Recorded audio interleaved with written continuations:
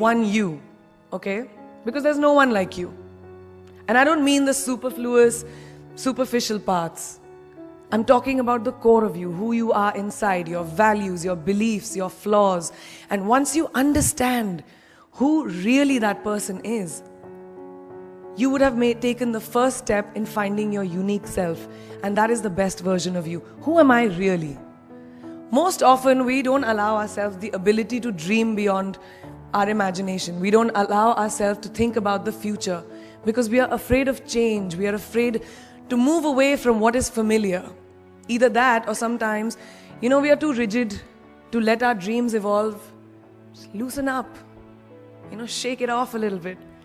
Change is the only constant thing in life, and you are never too old or never too experienced to learn something new. Believe that you have everything already as your Brahmastra in your will to be able to be and achieve your dreams.